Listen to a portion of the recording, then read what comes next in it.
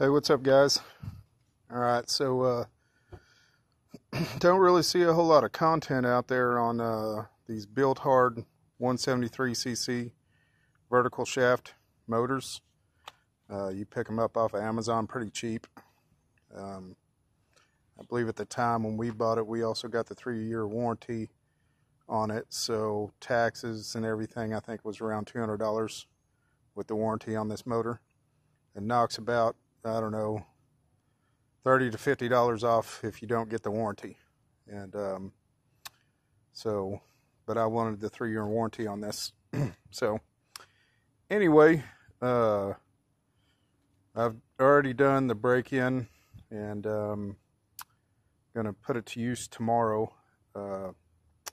Just wanted to kind of make this video on to point out a few things about this engine, kind of some first impressions of it, and you know, and maybe make another video on down the road after I put some hours on it.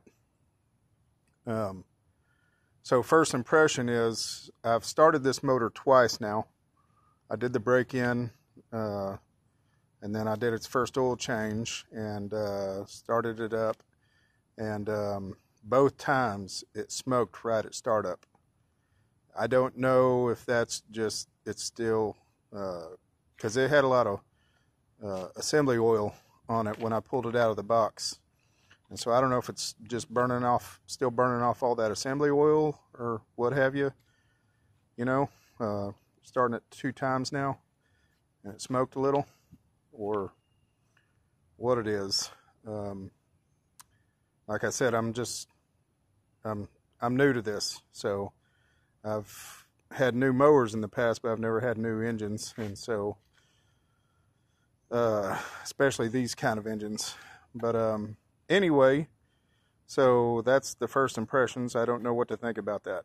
I did kind of put it through some tall grass just a second ago, and it seemed to do all right. And so I believe these have a cast iron flywheel rather than an aluminum flywheel, which means they're not going to die down as easy in tall grass as an aluminum flywheel does. So that's a big plus for me anyway. I hate aluminum flywheels. The motor came with 2 bolts in it. One of the bolts is for the shaft, and this you can see is a Murray, and it originally had the Briggs & Stratton overhead valve, and then I took that off and put a flathead Briggs & Stratton on there. That started smoking, and that's why we got this motor. But anyway, the blade adapter from the Briggs & Stratton bolts right onto this motor, and also the pulley to drive the self-propelled. It's all one unit, so yeah, it all slid on there. And the bolt that comes with this engine is what's holding it all together. But I did test the bolt that came out of the Briggs & Stratton shaft would fit in this one. Either way, they send you a brand new one, and so I'd suggest using the new ones, especially if I got a warranty and I don't want them asking me, well, did you use old stuff? The other thing I noticed was there was a second bolt in there. I wasn't sure what the second bolt was until I started mounting the motor to the deck, and so it has several holes. I think that this motor could be used in several different applications other than just a mower. When I went to go bolt it on my deck here, one of the holes that lines up with the holes in the deck, all the other holes were not threaded, and there's only one that is threaded. And come to find out that other bolt that was in the bag that came with this motor goes in that hole. And so so you get one bolt, but the other 2 bolts, in which you can see I ran bolts and nuts up through the deck with lock washers underneath those nuts.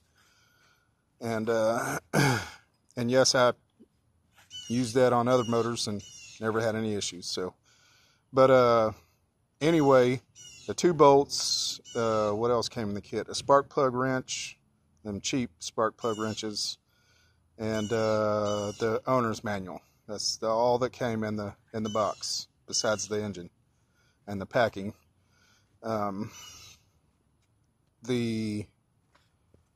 I noticed also when I pulled it out of the box, as you can see right here, it does have throttle control. So most of your mowers today, the ones with the combustible engines anyway, don't have throttle control. Thankfully, I had one just laying around, and yes, you will need it, because it idles pretty low without it. And I don't know if you could cut grass with it that low. The problem that I ran into, I don't think that anybody else would probably run into it, was when I went to go mount the throttle, mine was so short, which you can see. And so, yeah, I'm probably going to be looking into getting a longer one. That this hole right here was actually where the handle for the pull start went. And so I moved it up to this hole here and put the throttle control there. And so far it's working out all right. I'm not having any issues, but then again, I haven't really done anything real hard and heavy with it yet. And so, what else was there that I felt like was necessary to point out? Yeah, I'm not going to start it up. Just shut it off. Just got done doing the second oil change on it, and but I think that's it. Pretty much bolted right up.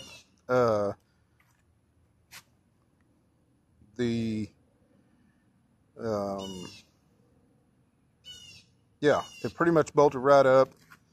You know, like I said, knowing that, it ships with no oil. That's what I wanted to say. No oil in it, so you're going to have to go get oil. And there's no oil in the box. They don't give you any oil. And so you're going to have to go buy some oil. And the owner's manual calls for 10W30, which is what I put in it.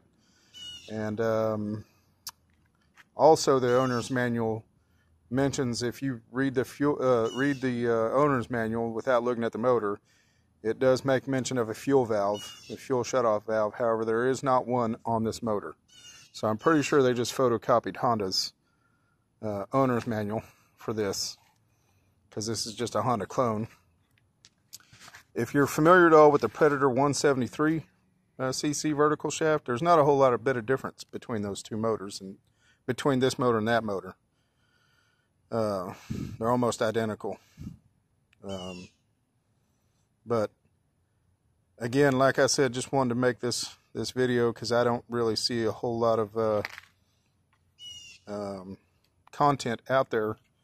I see more content on the Predator 173, which at the time when I bought this motor was, without the warranty and all that, it was $200 just to go buy it from Harbor Freight.